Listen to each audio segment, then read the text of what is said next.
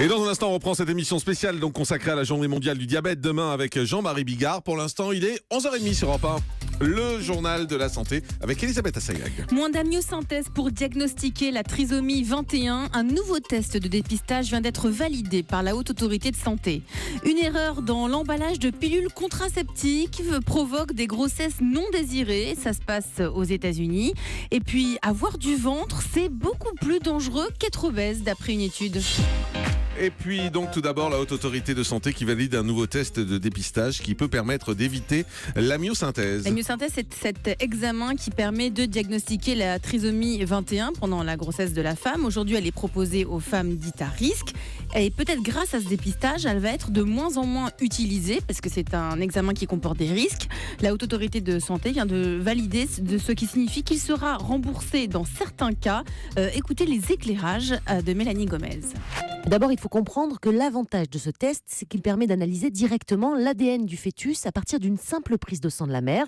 On peut le faire dès la 10e semaine de grossesse. Et puis surtout, ce nouveau test est donc plus fiable que la méthode actuelle pour évaluer le risque de trisomie 21 du fœtus, comme l'explique Catherine Rumeau-Pichon de la Haute Autorité de Santé. Le taux de détection avec ces tests est à plus de 99% et le taux de faux positifs, donc le risque d'identifier à tort un risque de trisomie 21 est inférieur à 1%. Ces tests ont un intérêt et il faut s'interroger sur leur introduction dans la stratégie française. Car l'objectif à terme, c'est bien sûr de permettre aux femmes d'avoir un dépistage le plus efficace possible pour leur éviter de faire l'amniosynthèse alors que leur bébé n'est pas atteint par la trisomie 21.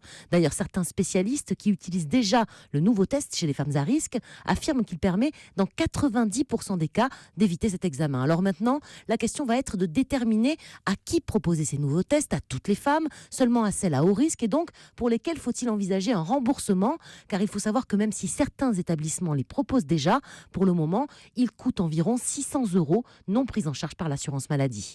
Des femmes portent plainte aux États-Unis à cause de pilules contraceptives défectueuses. D'après CNN, plus d'une centaine de femmes se sont retrouvées enceintes à cause d'une erreur dans l'emballage de pilules contraceptives. C'était en 2011.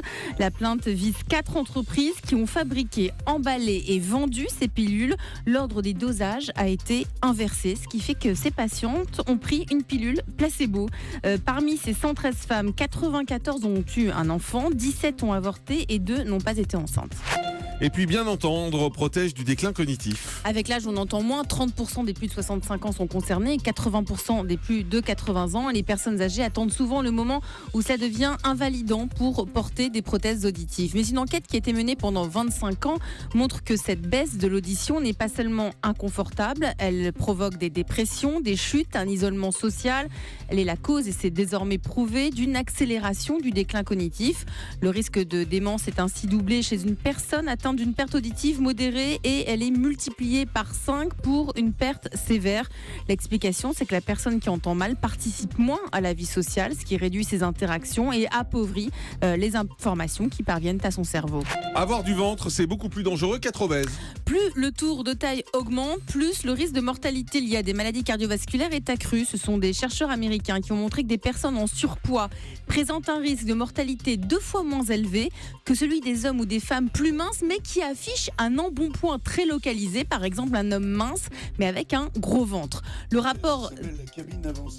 Attendez, on vous a pas entendu ? Allez-y. Ça s'appelle la cabine avancée. Ah, le gros ventre, en Oui. fait. D'accord. Le rapport taille-hanche, c'est le rapport taille-hanche qui donne des détails sur la graisse abdominale du patient et son risque de décès. À IMC normal, les personnes souffrant d'un tour de taille trop élevé présentent un risque accru de 87% de décès par rapport à des personnes qui ont un tour de taille inférieur. Ce sont découvertes intéressantes puisque les personnes touchées par de l'obésité ciblée, c'est comme ça que ça s'appelle, pourraient être une nouvelle cible en matière de politique de prévention. Le chiffre du jour, c'est 7.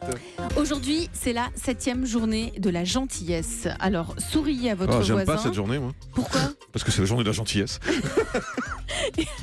Aidez une personne âgée, Jean-Marc, à traverser la rue. Ah, ça oui, ça oui. Soyez sympa avec vos collègues, écoutez-les avec bienveillance. Essayez juste aujourd'hui d'être sincèrement altruiste, sans rien attendre en retour. C'est pas toujours facile, mais les chercheurs disent que ça fait du bien. Bon, on va essayer. Merci Elisabeth Assayag.